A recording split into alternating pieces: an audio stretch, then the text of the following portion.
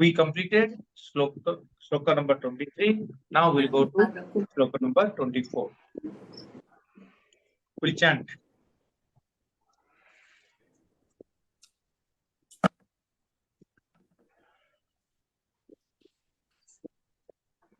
Prakashorkasya to yasya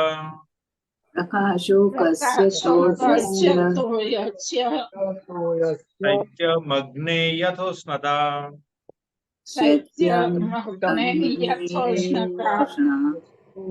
swabhava sachidananda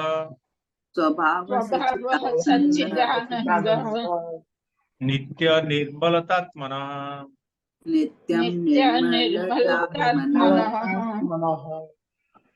prakashokasya to yasya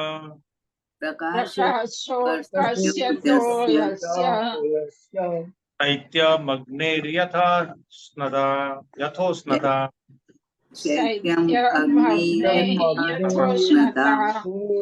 swabhava sachidananda nitya nirmalatatmanah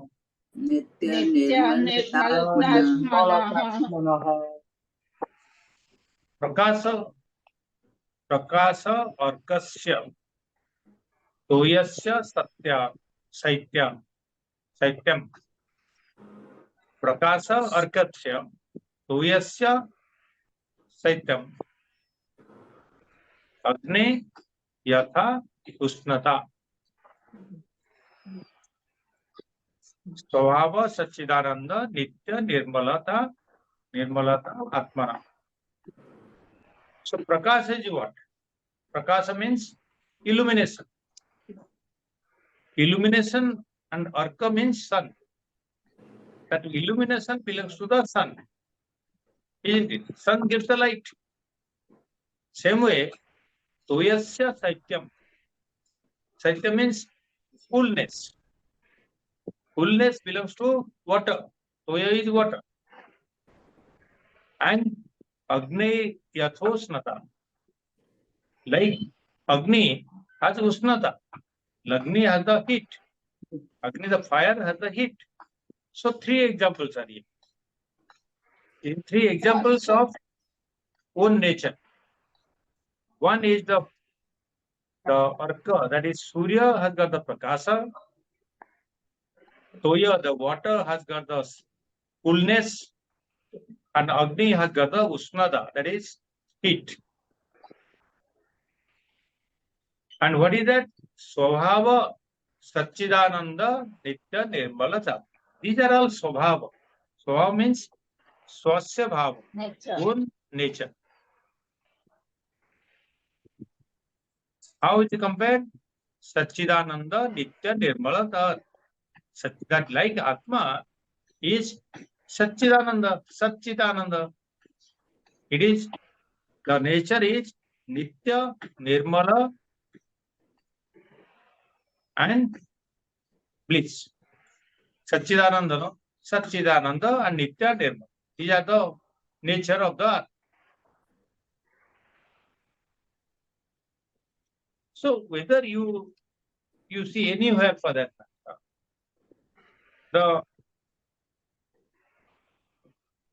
nobody wants to suffer. Nobody wants to have pain. Everybody goes for pleasure, only sukha. Why? Because that is my nature. Simple thing. Because that is my nature to be sukha. Atma Swarupa, Ananda Swarupa. Otherwise, some people should like, oh, I want dukkha. Then they'll get all the time cry. No, not that. Because my own nature is sukha Swarupa, so I always strive to be happy. My grandchild was doing something, if he fell down, they are crying. But after some time, he comes back. He comes back and starts laughing or playing. Otherwise, if it was not his nature, why he should come back to play again or laugh again? Like that everywhere. And same way,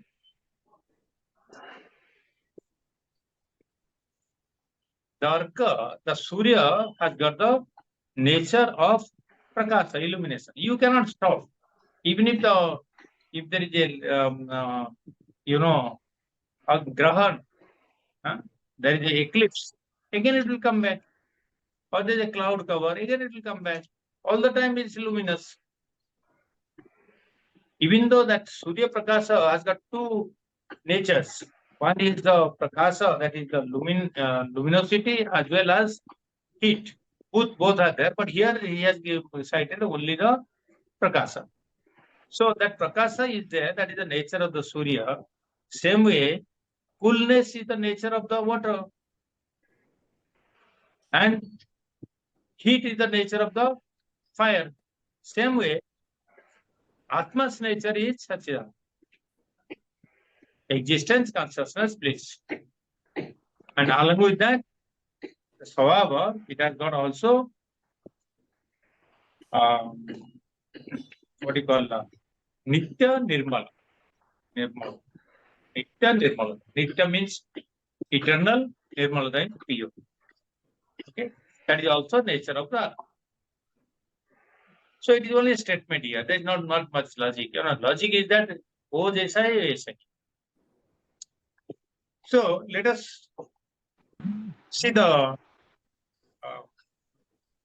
examples. Not examples, the nature. Nature is what? Atma is the nature of Satchit Ananda. What is Sat? Sat is existence. Right?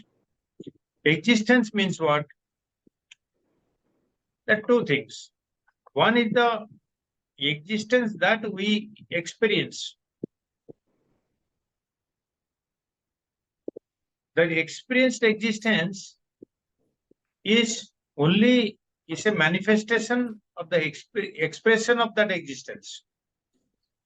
It is a manifestation of the nature of the Atma.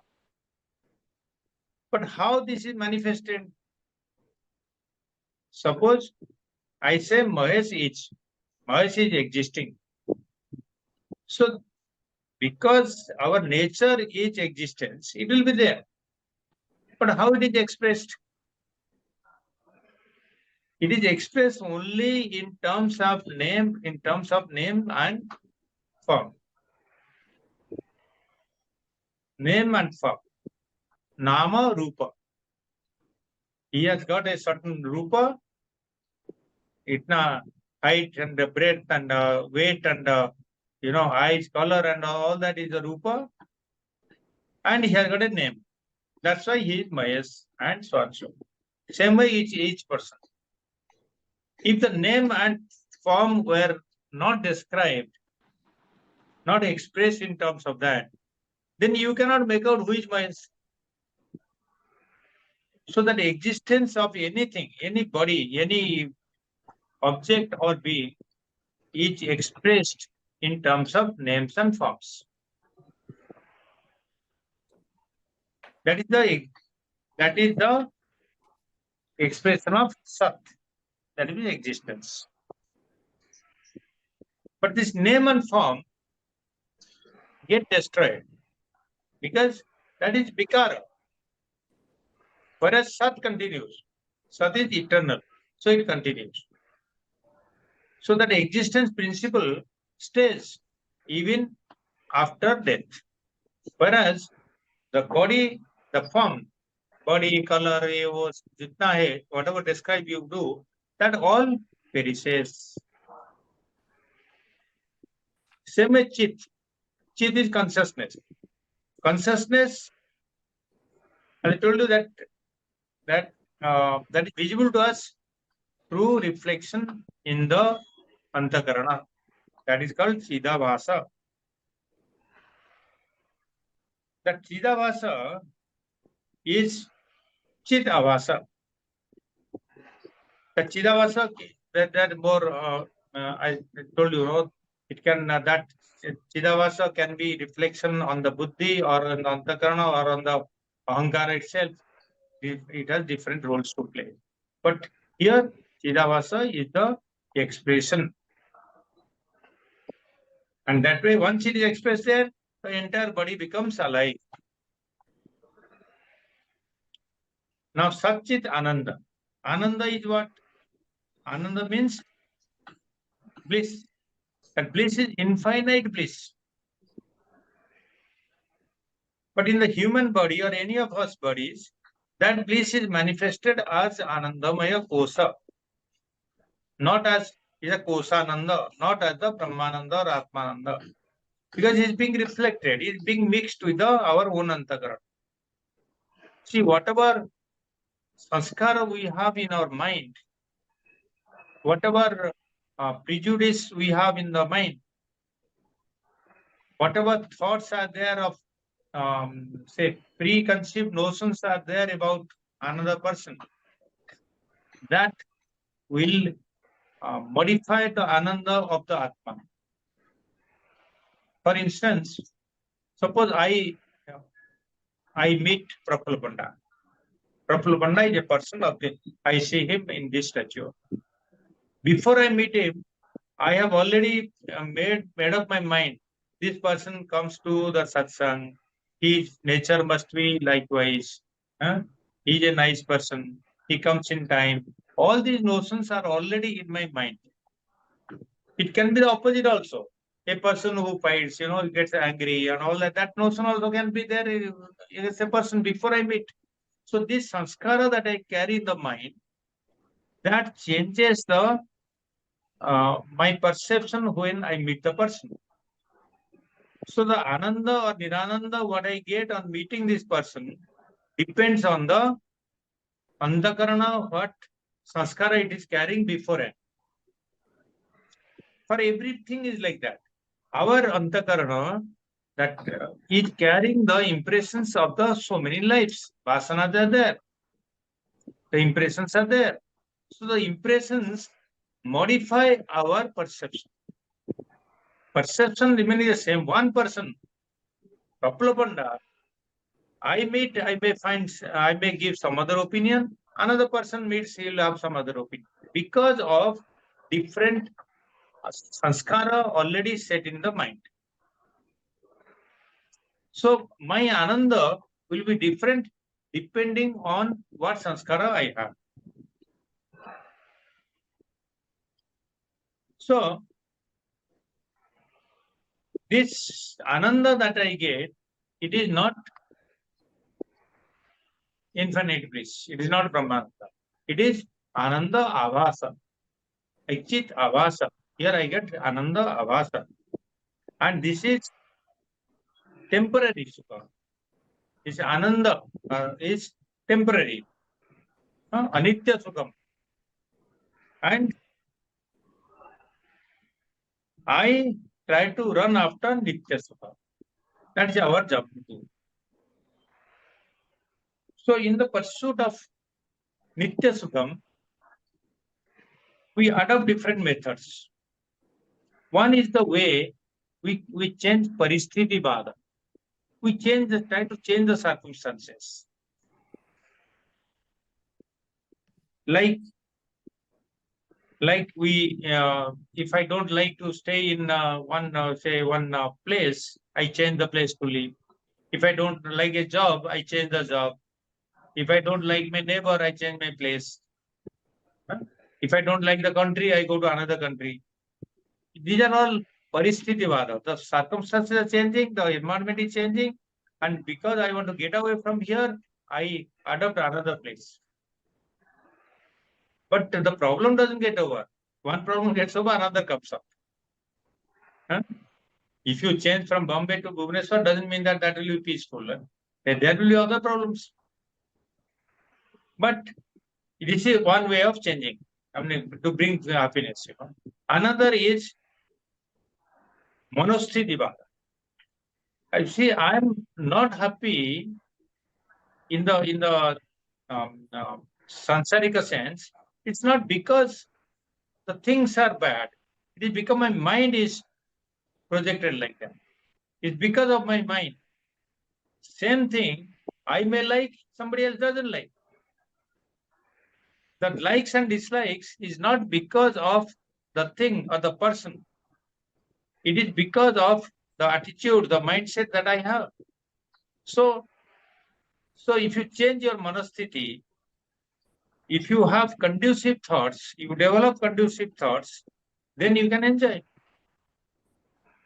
That's why they say, you always carry positive thoughts. You find positive things in everything. Don't find the negative things. Then your mind will be projected like that. But all these are impermanent. Even though you change your paristhiti or you change your manosthiti, they are all impermanent. Only permanent sukha you can get in Ananda Swarupa. That Ananda Swarupa is my Atma. Atma is Ananda Swarupa. In Taittiriya Upanishad, in the Brahmananda Valli, the Upanishad gives a gradation of this Brahmananda also. One unit of Ananda, Manusya Ananda. You should be the best, the young man with a healthy man and with good intellect and studying well, and you are the king of the universe and all the sampatti that you have. Then only that Ananda is one Manusya Ananda. Then 100 times that is Gandharva Ananda, 100 times that is Brihaspati Ananda. He says 5-7 times, 100 times करके Brahmananda के ऊपर पहुंच जाते हैं. That is in the Upanishad, Brahmananda one. Anyway, we are not looking at it. Let us first find one Manusya Ananda only. Now we have come to a state where the body is failing and we are suffering, and we start all the sorrow and troubles are coming. We sing how to pass down with a trouble free. Anyway, so this Ananda Swarupa, you cannot find, you cannot do, or you cannot get it by karma. It is from within. It is so readily available in the aparoksha jnana, that means within. So Akhirananda Saraswati says it is thas thas thas. That means it's everywhere there. It is present. You have to only find yourself.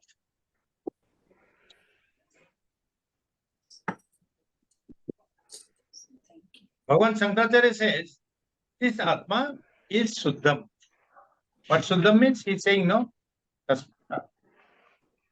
It is Nirmala, Nitya, Nirmala. One is Nitya, that means permanent, eternal. Another is Nirmala. Nirmala means Suddha. Atma is Suddha. Atma is Nirmala. Is it? See, there is a adhyasa between Atman and Atma. Is it the purity is before the Anatma comes, during the adhyasa, or after the adhyasa? When is it pure? When is the Atma pure? Before adhyasa, during adhyasa, or after adhyasa? Anybody can say? Before adhyasa. Always pure. Sir, before adhyasa. Okay. Anybody else? Atma is always pure. There is no question of it will not have any change at all. Yeah, that's the right answer. Because Atma is all ever pure, ever free, ever pure. I told you. It really nothing happens to Atma. So before adhyasa, yes, it's pure. During adhyasa also it's pure. That's why we are trying to know that nothing is happening, no experience with Atma. It's all experiences of the Antakarana only. It is like the rope and the snake. The rope is there, then because of the ajnana, we are thinking there is a snake. But you cannot say that when the snake is there, rope is not there.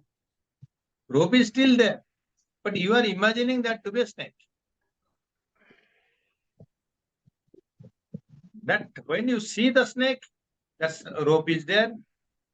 When you don't see the snake, the rope is there. So all the time the rope is there. Same way, Atma is there all the time, even though there is adhyasa. And that all the time means it is also pure, it is also eternal. So even if you have terrible pain in the body, even if you have difficult times and you are very unhappy, even if you are crying or laughing, whatever is happening to you, it is happening in your experience which belongs to the antakarana. In the sansara, this is happening. It is not happening to you. You are the free all the time. And you are the Ananda Swarupa all the time. Nothing is happening to you. You are Nitya, you are Nirmala, you are Ananda Swarupa.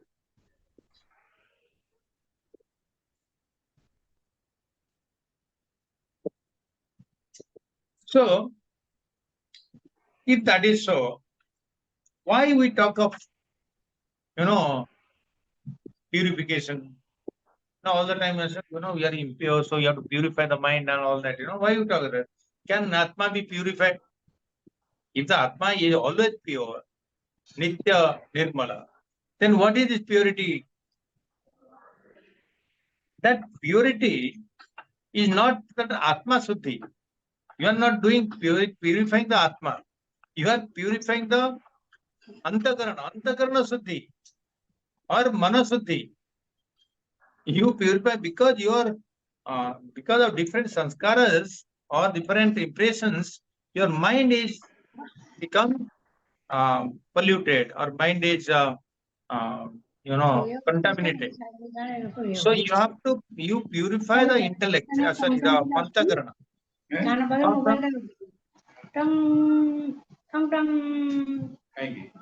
Yeah. So you purify the Antakarana, purify the Mana, not the Atma. Atma is ever pure, Atma is ever free. So what sadhana do you do? You do the sadhana to purify your Antakarana and Mana. All these, they say, no, karma sannyasa, karma yoga is for Antakarana Suddhi, not for Atma Suddhi. Upasana is also for Ekagrata. There is also Mana Ekagrata, not Atma Ekagrata. So sadhana is only for the knowledge and not for the sake of purifying the Atma. So that completes our Shloka number 24. Let us close it here.